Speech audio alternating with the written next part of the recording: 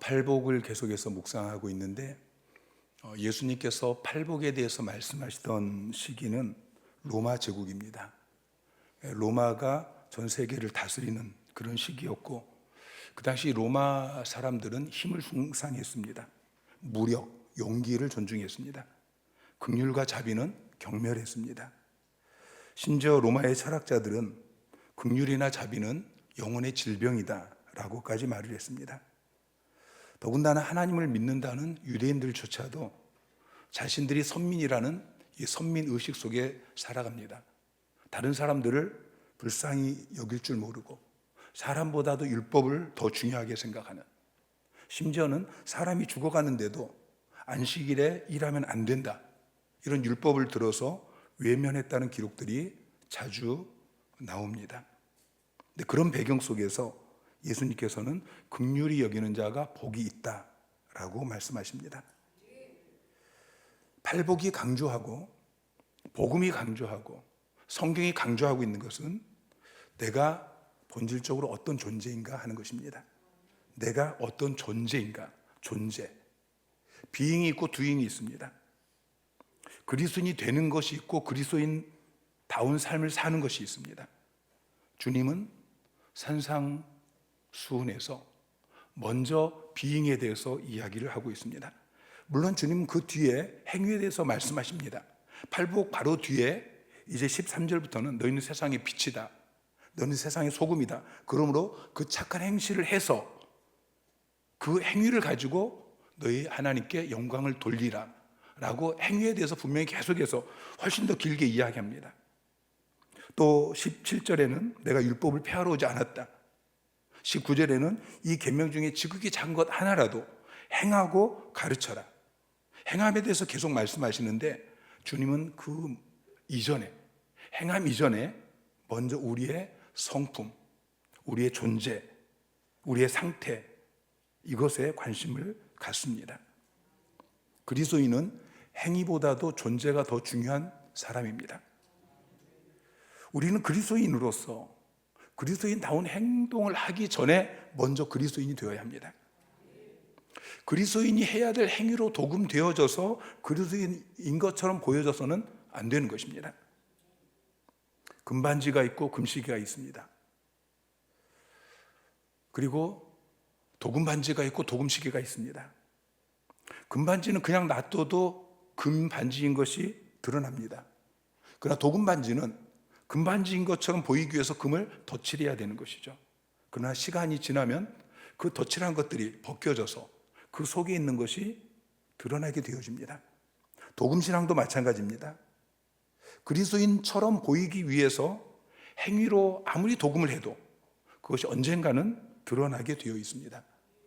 어느 날 도금신앙인들이 얼마나 많은지 모릅니다.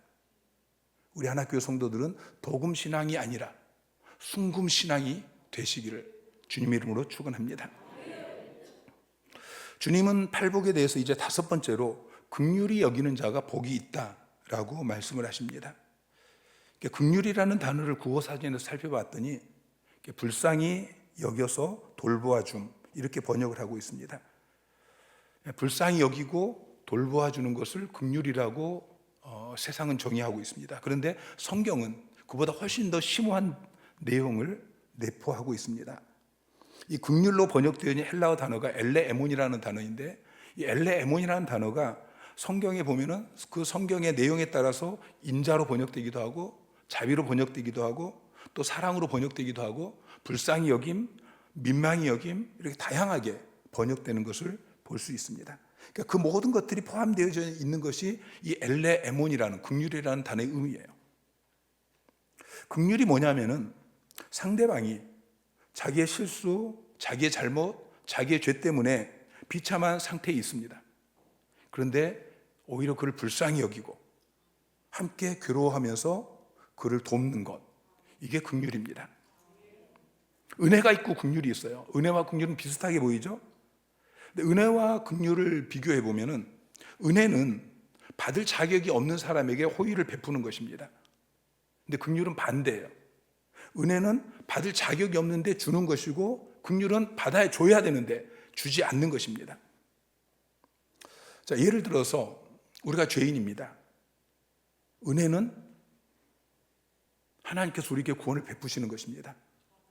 구원받을 자격이 없는 우리에게 구원을 주시는 것, 이게 은혜입니다. 근데 긍휼은 우리가 하나님의 징계를 받아야 되는데, 저주를 받아야 되는데, 벌을 받아야 되는데 주지 않는 것입니다. 이게 긍휼입니다. 어떤 사람이 나에게 죄를 지었습니다. 내게 힘이 있어요. 그 사람을 내 마음대로 할 수 있어요. 그런데 그때 이 사람이 내게 잘못했으니까 법대로 하자라고 말하지 않는 것입니다. 긍휼은 오히려 그 사람을 불쌍히 여겨서 어떻게 하면 그 죄를 탕감해 줄 수 있을까? 어떻게 하면 그를 도와줄까? 그런 마음으로 탄원서를 쓰는 것, 이게 긍휼인 것이죠. 주님이 말씀하시는 긍휼은 인간적인 휴머니즘 차원에서의 긍휼과는 차원이 다릅니다. 우리 주변에 보면은 깜짝 놀랄 만한 그런 선행을 하는 분들이 가끔 있습니다. 자기는 정말 월세 살고 어렵게 살고 그러면서 모아놓은 수억의 그 돈을 뭐 고아를 위해서 또는 그 어떤 독거 노인이나 이런 분들을 위해 사용하라고 그렇게 기부하는 사람들을 우리가 가끔 보게 되어지죠. 그들은 정말 긍휼이 많은 사람입니다. 불쌍히 여기는 그런 긍휼의 사람이죠. 이들은 마땅히 존경을 받아야 됩니다. 그런데 오늘 본문에서 말씀하고 있는 주님이 말씀하시는 이 팔복의 긍휼은 그런 인간적인 긍휼의 차원을 뛰어넘는 것입니다. 예를 들어서 바리새인들도 구제를 많이 했습니다. 성경에 보면은 바리새인들이 구제를 많이 했지만 그러나 그것을 긍휼이라고 말씀하지 않습니다. 오늘날에도 보면은 뭐 다른 종교, 불교도라든지 이런 사람들이 구제를 많이 하는 사람들이 있습니다.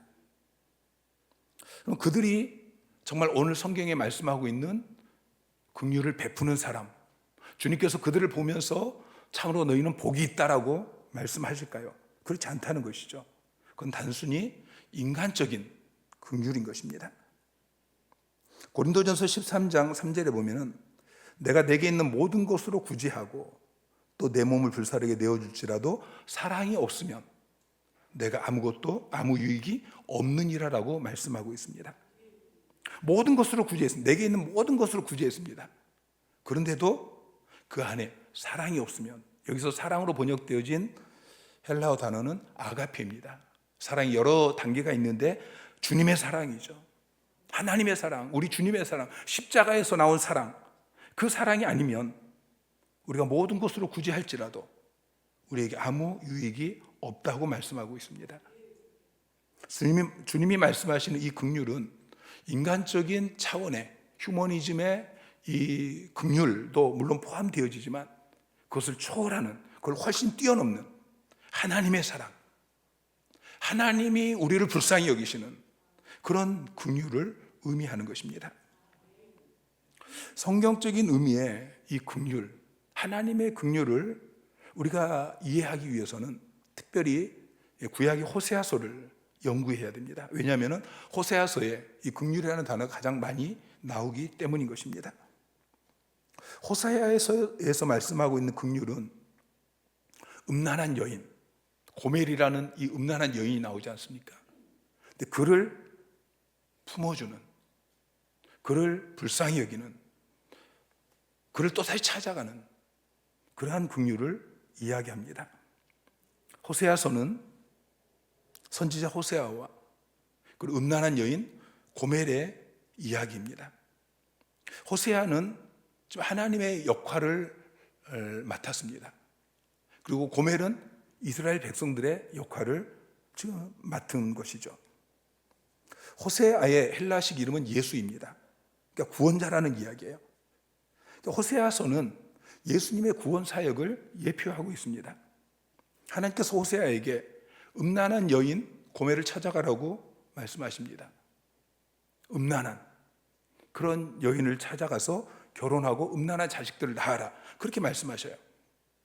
그래서 이 음란한 여인 고멜을 찾아가서 결혼하고 자식들을 낳았는데 그 자식들의 이름을 하나님께서 지어주십니다. 호세아서 1장 6절에 보면은 고멜이 또 임신하여 딸을 낳음에 여호와께서 호세아에게 이르시되 그의 이름을 로 루하마라 하라. 내가 다시는 이스라엘 족속을 긍휼히 여겨서 용서하지 않을 것임이니라. 첫째 아이를 낳고서 이름을 로 루하마라고 지으라고 그래요. 루하마는 긍휼입니다. 근데 로는 그 앞에 부정접두사입니다. 이스라엘의 죄악이 너무 심해서 하나님께서 결코 그들을 긍휼히 여기지 않겠다라는 경고의 메시지가 담겨 있습니다. 1장 9절에 여호와께서 이르시되 그의 이름을 로암미라 하니 너희는 내 백성이 아니요 나는 너희 하나님이 되지 아니할 것입니다. 둘째를 낳고 이름을 로암미라고 지으라고 그래요. 암미는 내 백성입니다. 하나님의 백성. 근데 그 앞에 또 부정사 로가 붙어 있습니다. 내 백성이 아니다. 너희는 내 백성이 아니다 라고 말씀하고 있는 것입니다. 호세아서 11장 7절에 보면은 하나님께서 이렇게 말씀하셔요. 내 백성이 끝끝내 내게서 물러가나니 비록 그들을 불러 위에 계신 이에게로 돌아오라 할지라도 일어나는 자가 하나도 없도다. 하나님께서 이스라엘 백성들에게 계속해서 회개를 요청합니다. 돌아와라, 돌아와라. 그런데 일어나서 돌아오는 자가 하나도 없다는 것이죠. 이게 이스라엘 백성들의 모습이에요. 음란한 고멜처럼.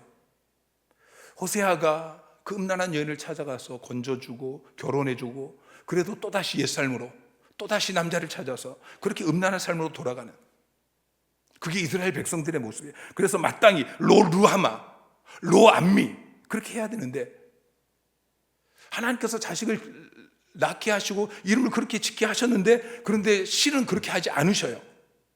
이게 하나님의 긍휼이에요. 호세아서 11장 8절 말씀 시작. 에브라임이여 내가 어찌 너를 놓겠느냐, 이스라엘이여 내가 어찌 너를 버리겠느냐, 내가 어찌 너를 아드마같이 놓겠느냐, 어찌 너를 스보임같이 두겠느냐, 내 마음이 내 속에서 돌이키어 나의 긍휼이 온전히 불붙는 듯 하도다. 이스라엘 백성들이 그렇게 선지자를 보내고 회개하라고 요청하고 호세아가 고멜을, 이 음란한 고멜을 용서하고 아내를 삼고 또 찾아가서 값을 지불하고 또 건져주고 그럼에도 불구하고 계속해서 음란한 삶을 사는, 그것처럼 이스라엘 백성들의 모습이 그런데 그래서 하나님께서 내가 너에게 다시는 긍휼을 베풀지 않겠다, 너희는 이제 내 백성이 아니다 라고 했지만 그러나 마지막에 하나님께서 고백하는 거예요. 내가 어찌 너희를 놓겠느냐, 내가 어찌 너희를 버리겠느냐, 내 마음이 내 속에서 돌이켜 나의 긍휼이 불붙는 것 같다, 그렇게 말씀하시는 거예요. 이게 바로 주님이 우리에게 요구하시는 긍휼인 것입니다. 고멜에게, 음란한 여인 고멜에게 호세아가 그렇게 값없이 용서하고 용납하고 사랑하고 회복시키고, 이게 바로 주님이 우리에게 요구하시는 긍휼이라는 것이죠. 이런 마음을 가진 사람, 긍휼히 여기는 자가 복이 있다라고 말씀하십니다. 우리가 긍휼히 여기는 자가 되어야 합니다. 우리가 어떻게 긍휼히 여기는 자가 될 수 있습니까? 우리는 먼저 긍휼을 받아야 됩니다. 받아야 베풀 수 있습니다. 우리에게는 아무것도 없다는 걸 기억하셔야 돼요. 하박국 선지자는 하나님의 긍휼을 호소합니다. 하박국 3장 2절 말씀 시작.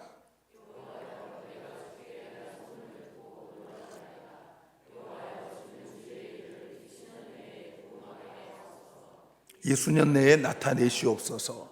진노 중이라도 긍휼을 잊지 마옵소서. 자, 하나님의 진노를 받을 수밖에 없는 이스라엘 백성들, 죄인들에게 그 진노를 긍휼로 바꾸어 달라고 지금 하박국은 호소하고 있어요. 주는 주의 일을 이 수년 내에 부응하게 하옵소서.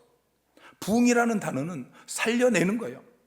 다시 생명을 주고 다시 살아나게 하고, 하나님의 진노로 인하여서 죽을 수밖에 없는, 멸망받을 수밖에 없는 그런 자들을 위해서 하박국 선지자는 하나님의 긍휼을 달라고 호소하고 있는 것입니다. 다윗도 하나님의 긍휼을 알고 그 긍휼을 의지하는 믿음이 있었어요. 시편 51편 1절 말씀 시작. 하나님이여 주의 인자를 따라 내게 은혜를 베푸시며 주의 많은 긍휼을 따라 내 죄악을 지워주소서. 주의 많은 긍휼을 따라 내 죄악을 지워주소서. 자기 자신이 하나님의 긍휼을 받아야 될 자인 것을 깨닫고 그 긍휼을 달라고 고백하는 거예요. 여러분, 긍휼을 구하는 기도가 가장 귀한 기도입니다. 누가복음 18장 38절에 맹인이 외쳐 이르되 다윗의 자손 예수여 나를 불쌍히 여기소서. 저는 이 기도가 참 좋습니다.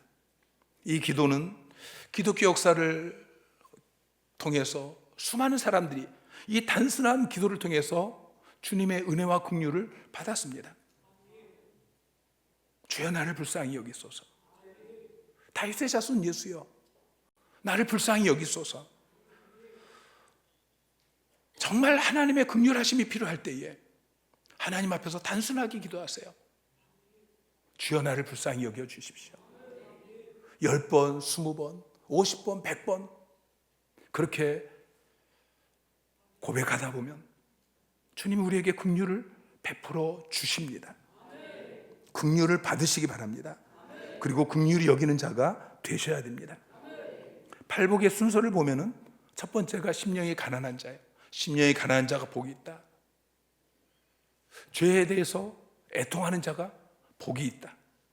그리고 그 다음에는 온유함입니다.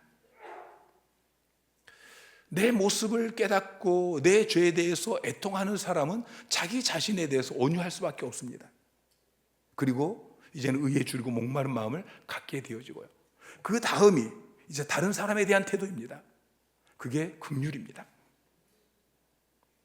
내가 내 속을 들여다볼 때에 하나님께 저주받을 수밖에 없는, 하나님의 진노를 받을 수밖에 없는, 너는 내 백성이 아니다, 그렇게 말씀하실 수밖에 없는 그런 죄인인 이 나 자신에 대해서 내가 온유할 수밖에 없는 것처럼 다른 사람에 대해서 다른 사람도 그 눈으로 볼 때에 불쌍히 여길 수밖에 없는 것입니다. 그들이 나를 싫어하고 나에게 비난하고 나에게 어떤 어려운 해를 끼치고 그래서 그를 정죄할 사람으로 보는 것이 아니고 그 사람을 불쌍히 여겨야 될 사람, 나도 한때 그랬던 것처럼 그 사람도 하나님의 긍휼이 필요하고 나의 긍휼이 필요한 사람으로 보게 되는 것입니다. 더 이상 그들의 행위로 그들을 보지 않습니다. 죄와 죄인을 구별해서 보게 되어집니다. 죄는 증오하지만 그 죄의 상태에 있는 그 사람은 불쌍히 여기게 되는 것입니다. 예수님께서는 자기를 십자가에 못 박은 사람들을 바라보면서 아버지여 저들을 사하여 주옵소서. 저들이 하는 것을 저들이 알지 못합니다. 저들의 죄를 사해 주십시오. 스데반도 자기를 돌로 치는 자들을 향해서 이 죄를 그들에게 돌리지 마십시오, 그렇게 기도했습니다. 왜냐하면 저들이 자기가 하는 것을 알지 못하기 때문입니다. 그 배후에 사단이 있는 것입니다. 사탄이 악한 생각을 집어넣어서 그래서 내가 속아서 죄를 지은 것처럼 그들도 속아서 그렇게 죄를 짓기 때문에 죄의 지배를 받고 사탄의 지배를 받고 있는 그들을 불쌍히 여기는 것이죠. 우리는 긍휼을 베푸는 자가 되어야 합니다. 첫째로 연약한 자들을 우리는 불쌍히 여겨야 됩니다. 주님은 병든 자, 여러 가지 장애를 가진 장애인들, 또 세상에서 버림받고 천대받는 죄인들, 귀신 들린 사람들, 가늠한 여인들, 이런 사람들을 불쌍히 여기셨습니다. 우리는 영적으로나 육적으로나 나보다 더 연약한 자들을 불쌍히 여기는 자가 되어야 합니다. 하나님이 우리에게 요구하신 것이 사랑입니다. 근데 사랑은 그 대상에 따라서 다르게 표현이 되어집니다. 질서상 나보다 위에 있는 사람을 사랑하는 것은 존경입니다. 또는 공경하는 것이죠. 나와 동등한 위치에 있는 사람을 사랑하는 것은 친절, 우정입니다. 나보다 아래에 있는, 나보다 불쌍한, 나보다 연약한 사람들을 사랑하는 것은 긍휼입니다. 우리는 나보다 연약한 사람들을 사랑해야 됩니다. 그들을 긍휼히 여겨야 됩니다. 그들을 정죄하는 것이 아니고, 그들을 비난하는 것이 아니고, 법대로 하십시오라고 소리 지르는 것이 아니고, 그들을 불쌍히 여기는 마음을 가져야 됩니다. 더 나아가서 우리를 핍박하고 괴롭히는 사람들에게 긍휼을 베풀어야 합니다.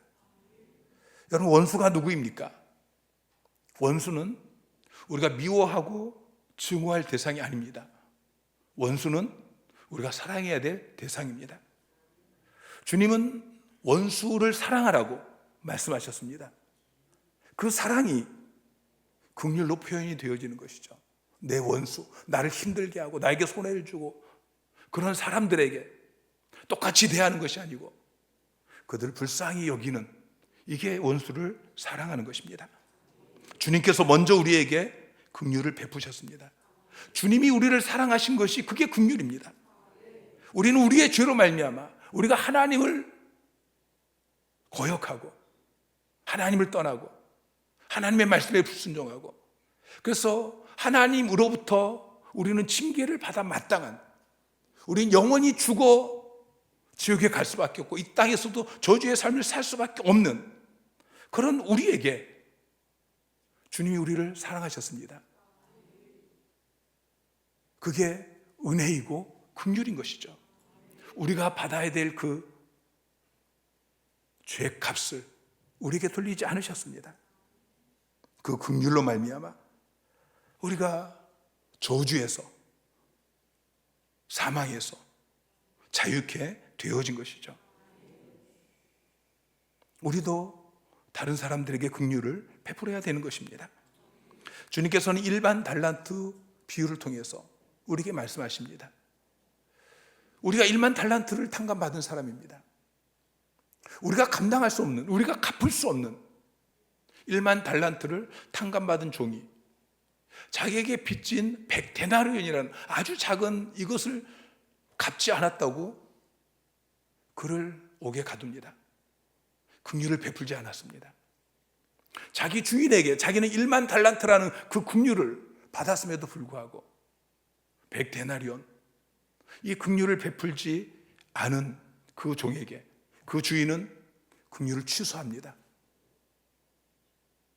그를 옥에 가두라고 명령하십니다.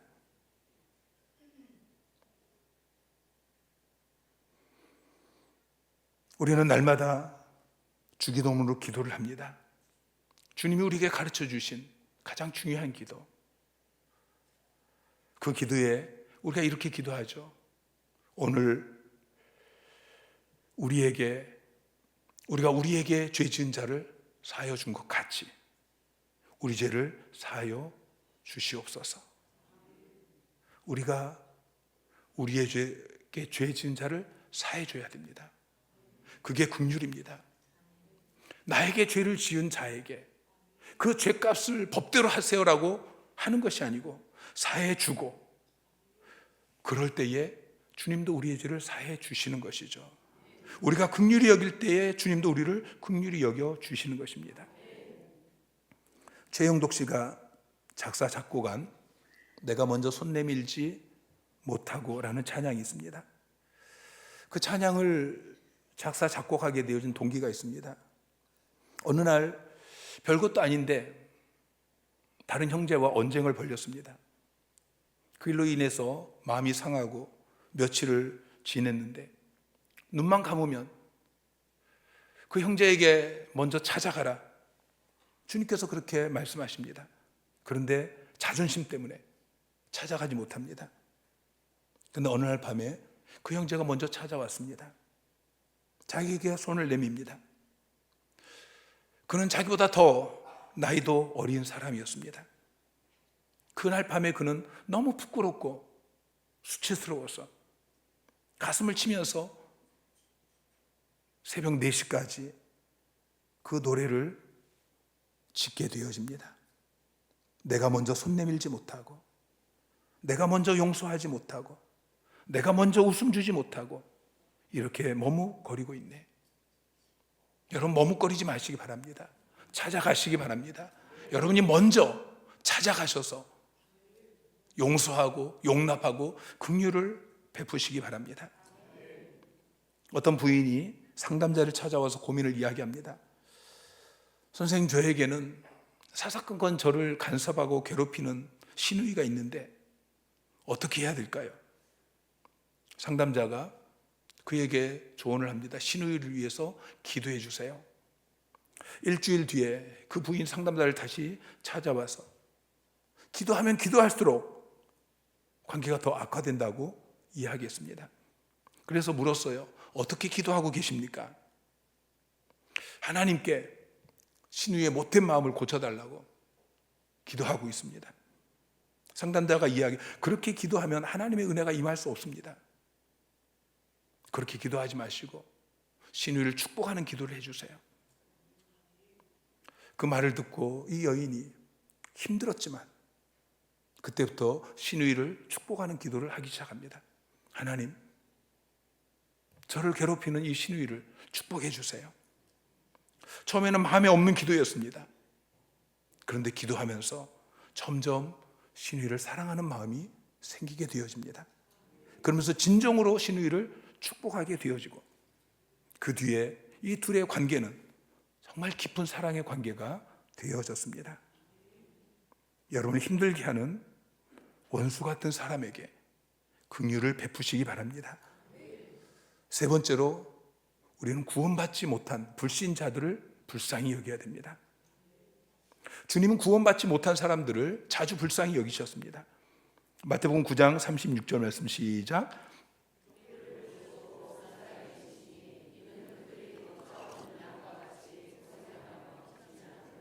아멘. 목자 없는 양처럼 고생하며 기진하는 이 잃어버린 영혼들을 바라보면서 주님은 불쌍히 여기셨습니다. 이 세상에서 가장 불쌍한 사람이 누구겠습니까? 예수 믿고 구원받지 못한 영혼, 가장 긍휼히 여김을 받아야 될 사람들 아닙니까? 어거스틴은 그런 이야기를 했습니다. 우리가 영혼이 떠난 육신 앞에서 통곡을 한다면 하나님을 떠난 영혼을 놓고서 어찌 눈물을 흘리지 않을 수 있겠는가?